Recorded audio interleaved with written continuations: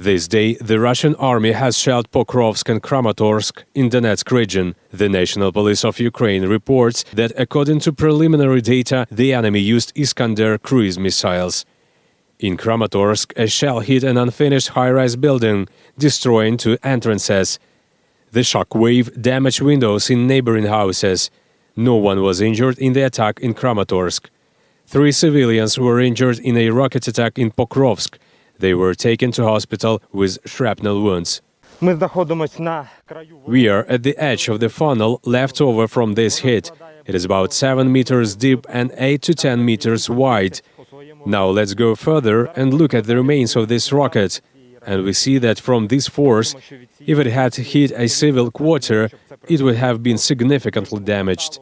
3 administrative buildings and private transport were also damaged. The head of Luhansk Regional Military Administration, Serhiy Haidai, said that the current day the Russian army had been trying to storm the Ukrainian defenses near the village of Ustymivka. The enemy fired artillery at the village, and the nearby town of Lysychansk came under fire. As a result, 2 people died in Ustymivka and 1 in Lysychansk. A shell hit the humanitarian aid center, and a volunteer car delivering food to Luhansk region was damaged, the head of the region's Telegram channel said. He added that 11 high-rise buildings and a building of one of the enterprises in Severodonetsk had been destroyed in a day. Also, 8 houses, a house of culture and a center for administrative services were destroyed in Lysychansk. Houses in Privillia, Novodruzhsk and Hirske were also destroyed. In total, for the day, the Russian army damaged 27 apartment houses in area. The current day, the Russian military launched a missile strike on Kryvyi Rih. This was announced by the head of the regional military administration, Valentin Reznichenko. The rocket hit an industrial enterprise. There is serious damage, but fortunately no one was injured. The enemy also fired at Kryvyi Rih district. Shiroke and Apostolova communities came under fire from the Uragan launch systems. At present, there is no electricity in Apostolova. People were not affected there. The head of Dnipropetrovsk Regional Military Administration, Valentin Reznichenko, said that the Russian army had also carried out an artillery strike on Zelenodolsk community of the region. As a result of the shelling, the kindergarten, church and houses were damaged. 1,600 unexploded shells have been neutralized by Kryvyi Rih sappers since the start of a full-scale war in Ukraine. Shells fly here from Kherson direction. During demining, sappers work in groups.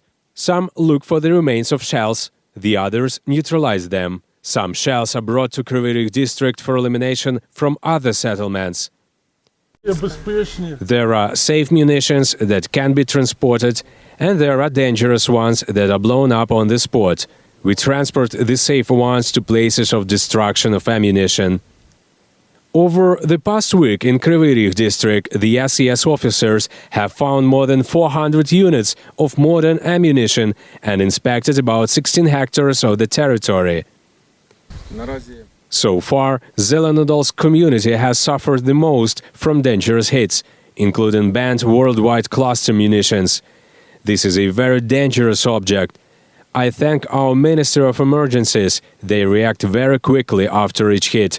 Go to the fields, demine, so that our agricultural workers have the opportunity to work in the fields and residents of Kryvyi Rih district to move safely on dirt roads.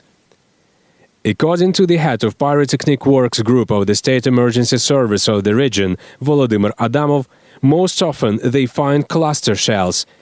They are dangerous because in 10 to 15% of cases they do not explode immediately. Mostly such munitions remain unexploded in the fields and detonate when a person comes in contact with them. There are about 600 units of cluster munitions in one shot.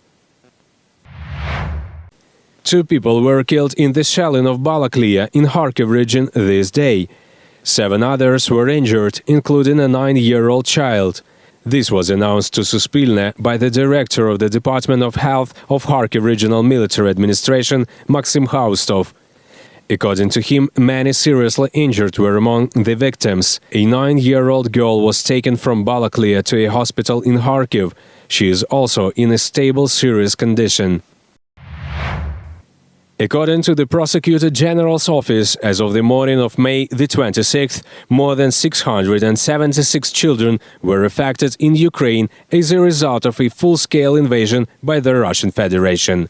According to official information from juvenile prosecutors, 240 children were killed and more than 436 injured. The website of the Office of the Prosecutor General states on Telegram that these data are not final, as the number of dead and wounded children continues to be established in places of active hostilities. 9-year-old Kira from Chernihiv has come to the hairdresser with her parents to have her hair cut properly. Never in her life has she cut her hair. She decided to sell her hair and hand over the money earned to the military defending Ukraine.